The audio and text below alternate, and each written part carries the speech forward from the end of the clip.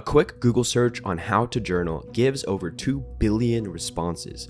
On YouTube, there are pages and pages of aesthetic thumbnails with videos explaining that very topic.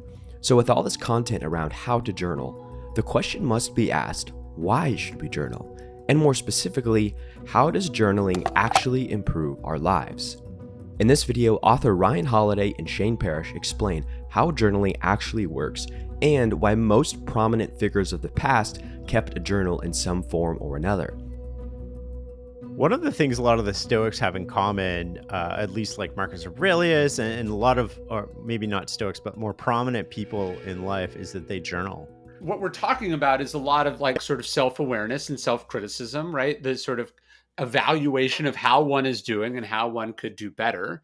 And I think journaling is pretty much the most effective way we've found to do that. I mean, I think it's a little bit there in meditation, but I mean, part of meditation is not thinking, right? And so I think journaling is just, as I have experienced it and I understand it, journaling is the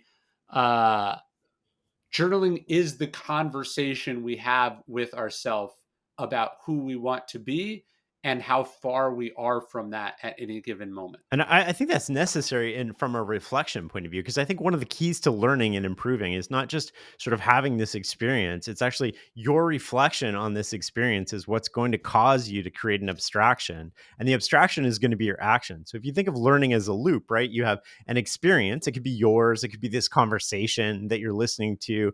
It can be a book that you're reading. It can be somebody at work. But the real key to that learning becomes the reflection. Like, what were the variables that mattered? How do I digest this? How do I process this? How do I distill it? And so often what we do in day-to-day life is we consume other people's abstractions without the reflections. And so we have this illusion of knowledge. So when we're journaling, what we're doing is we're teasing out that illusion of knowledge, but we're also taking our experiences and we're translating them actively into sort of abstractions that we can use that become actions that we can take. Well, look, I think it's also the codification of what we've learned. So like for a sports analogy, if just like instruction and then experience was enough, why would players ever watch game film, right? Like they were there when it happened. Obviously, they know what happened, but it's not true, right? You break it down. You need to look at it minutely. You need to evaluate yourself, not in the moment, but from a distance. And I think it's in the pages of a journal that we have the ability to go, well, here's what you want to be, but here's who you were today, right? Yeah. You knew today was a travel day and you thought about not being anxious, being patient, going with the flow. And here we are the next day or that evening and you're like, but you had a meltdown, didn't you? Right? Why did that happen? What triggered you? What could you do differently next time?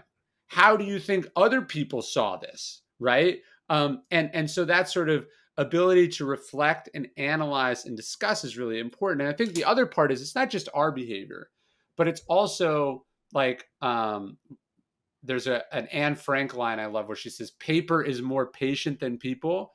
It's also like the things that I've thought or believed or been frustrated with people about that I've kept, like by writing them down in the journal, I felt like all the ferocity of that feeling went away. And so instead of vomiting that all over someone, because they left the toothpaste cap out, you processed it. And then you were just like, hey, I feel like we're not in sync. What's going on? Right. Instead of like, what the fuck is this? So you're able to get it out in a safe place.